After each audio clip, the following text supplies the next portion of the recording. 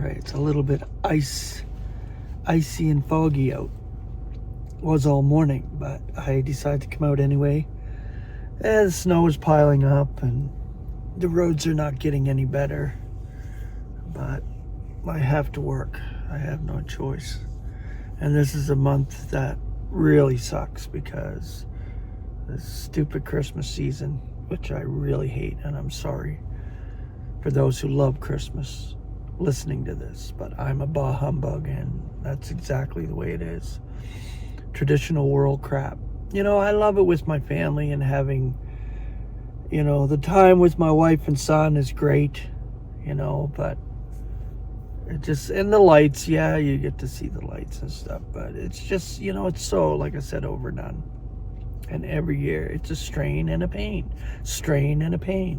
because expectations of this year, of this time of year, suck.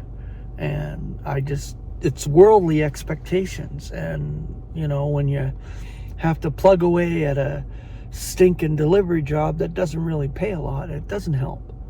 But God provides. Like I said, God provides, and that's the only thing I know.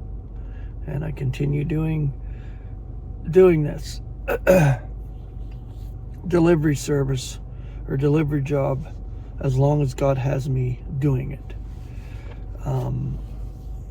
I do have another writing to share with you today, and it's by the same writer, W.B. Screws. This was done in May 1942. It's called Saved in Expectation.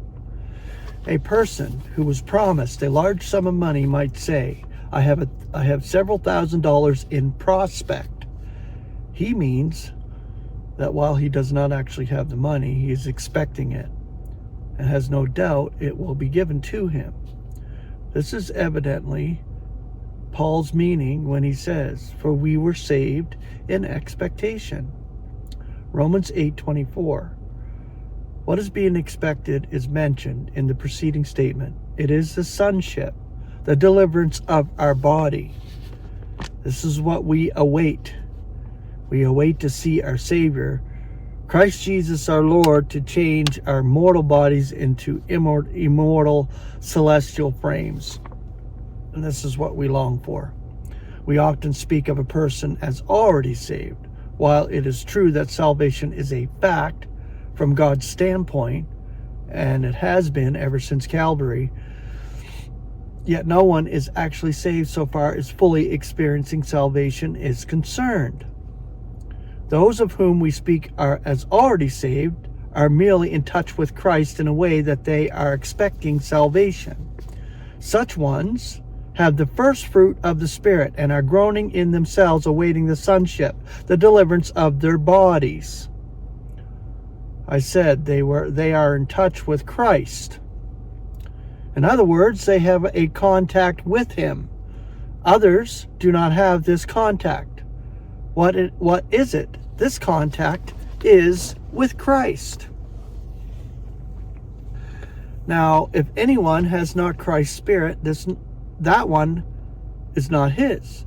Now, if Christ is in you, the body indeed is dead because of sin, yet the Spirit is life because of righteousness. Romans 9:10. Putting these two sentences together, where we are forced to conclude that if Christ is in you, it is His Spirit that is in you, and not His body. A human has a spirit, and it has life, but not because of righteousness. As a matter of fact, it is life in spite of unrighteousness. But when the Spirit of Christ comes into a person, the human spirit becomes life because of righteousness. Life apart from righteousness is a very poor specimen of life. It does not lead one to seek God. Nor does it make one desire to turn away from sin. But the Spirit of Christ comes into us and makes contact with our spirit, and then we do seek God. We do desire to run away from sin. No one accidentally acquires a yearning for God. No one changes his own desires in this matter. Those who are in accord with flesh are disposed to that which is of the flesh. Yet those who are in accord with Spirit, to that which is of the Spirit. Paul tells us further that the disposition of the flesh is death, yet the disposition of the Spirit is life and peace. Those who are in accord with flesh have the Spirit that leads them to seek only that which is of the flesh.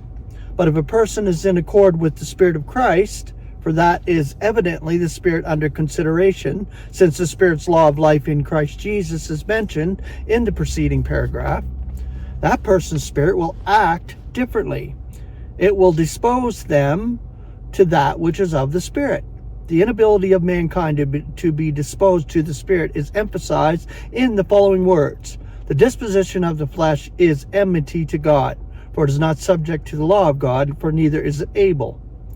Now those who are in flesh are not able to please God. Putting it more plainly, the person whose spirit is not in touch by the Spirit of Christ has neither disposition nor ability to please God. On the other hand, the Spirit of Christ enlivens the human spirit, so that it leads one to turn toward God and give that one the ability to conform his thinking to accord with God. The disposition as mentioned by Paul should figure largely in our teaching along this line. It is often said by preachers that all man has to do to be saved is to change his disposition toward God. A little reflection should teach us how impossible this is. The disposition is controlled by the Spirit in us. If that spirit is not in contact with the Spirit of Christ, it is merely a human spirit, separated from God by sin, and therefore unable to alter the spirit disposition to accord with God. The Spirit of Christ changes this disposition because it makes our spirit life because of righteousness. Going backward to the first of the chapter, we find nothing consequently is now condemnation to those that are in Christ Jesus. They are not walking according to the flesh, but according to Spirit. Why are they walking according to Spirit? It is because they chose to do so. Relatively speaking, it is because they changed their own disposition. But that is not absolute. God changes the mind. God gives repentance. Repentance is a change of mind. And He's the only one that can give that. The Spirit's law of life in Christ Jesus frees you from the law of sin and death. The law of sin and death so binds and hampers one that he is unable to change his disposition. And he is to take wings and fly. The sinner must be set free from this slavery. The Spirit's law of life in Christ Jesus does this. The word law in that passage means a principle. We speak that the way of the law, principle of gravitation, Christ is the life giver. He is the one who will finally abolish death. The law or principle of life is in Him. It is His Spirit. The first act in our experience is to cause our spirit to be life because of righteousness, so that our disposition is changed. When this is done, we are said in a figure of speech to be not in flesh, but in spirit. I must refer to the two kinds of not, quote unquote, in this passage. One is the absolute negative and is expressed by the Greek word ou, I guess. Yeah, ou. It is used several times. Not yet one is condemnation to them that are in Christ Jesus. The disposition of the flesh is not subject to the law of God. Not yet is it able. Those who are in the flesh are not able to please God. You are not in flesh. If anyone has not Christ's Spirit, this one is not his. We are not debtors to the flesh. You did not get slavery spirit again to fear. So this goes on through in each verse. The sufferings of this current era do not deserve the glory about to be revealed for us.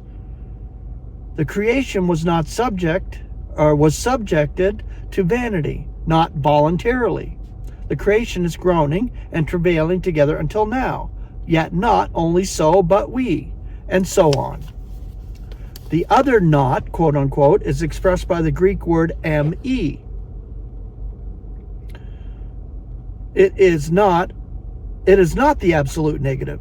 It means, comparatively speaking, I might say to a 6-foot man who is standing beside a 7-foot man, you are not tall. Or the word me, the Greek word. I mean, he is not tall as compared with the other. But if I were speaking to a 4-foot man, I would say you are not tall.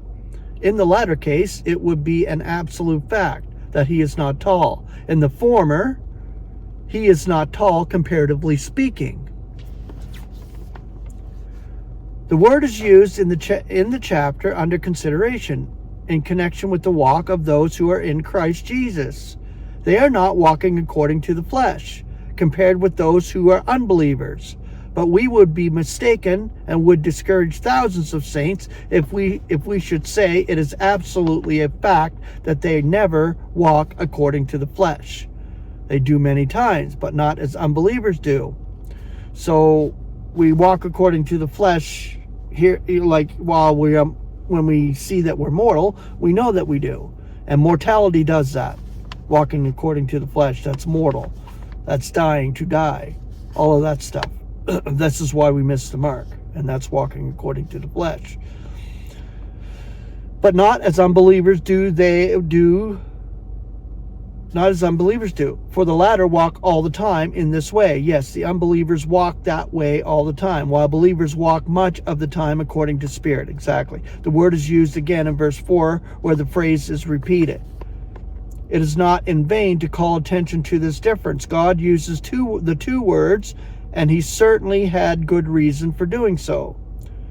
And all saints who are acquainted with their own weakness are glad to learn that an occasional step according to the flesh is not to be taken as a sign that they are not in Christ.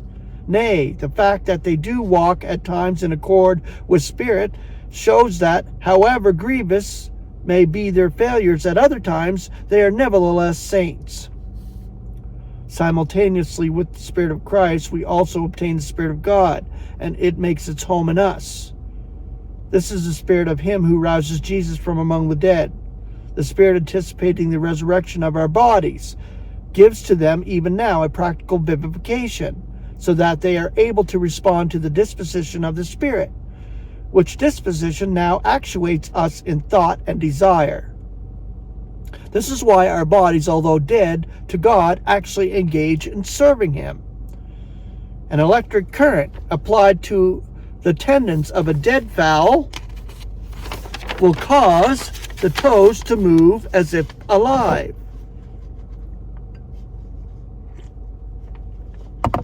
The current of God's Spirit the current of God's Spirit. It is able to cause a body that is dead to him to respond to the disposition of the Spirit, which is in touch with Christ's Spirit. Let it be understood that we are not saved because we chose God. He is the one doing the choosing. In our chapter, we find that the saints are called God's chosen ones. When we find one desiring to choose Christ, this is the proof that God has chosen that person. Not only so, but it proves that the Spirit of Christ has already come into contact with his Spirit. Many people take the effect for the cause. A love for God, a longing for Christ, a desire to live righteously because it will please God, etc., are evidences that Christ is already in the person having these emotions. Teaching is needed so we may understand just what has taken place. This is the function of the evangel. It is the power of God for salvation to everyone who is believing. One who is saved, and expectation is one who is being saved. 1 Corinthians 1:18. To such a one, the word of the cross is the power of God. To the one who is not being saved, the same word is the dross of the dross is stupidity. This shows that God must prepare the heart to receive and appreciate the evangel. One is not saved in consequence of voluntarily becoming interested in the evangel. If he has this interest, it is evidence that he is being saved. The message for today is God holds nothing against you. We are beseeching for Christ's sake. Be conciliated to God. Be at peace with God. 1 Corinthians 5:18 through 20. And that was the whole deal there. Them verses in 1 Corinthians 5. We should not try to frighten sinners. We should not represent God as a heartless tyrant. He is love. This is a day of conciliation because God is at peace with all mankind. Our plea should be for conciliation on the part of mankind, to be conciliated to God. There is no restriction so far as we are concerned. It is our privilege to proclaim this message to all who will listen and beseech all to be conciliated to God. He will take care of the results. We know that no one will be thus conciliated except those who obtain the conciliation. Romans 5:11. And we know this is entirely in the hands of God. But we should preach and beseech as if we expected every person to respond. I think most of my readers are already believers. If any are not, I beseech them, be conciliated to God. I do not beseech you to accept Christ, since he has given no such message. Be conciliated. He holds nothing against you.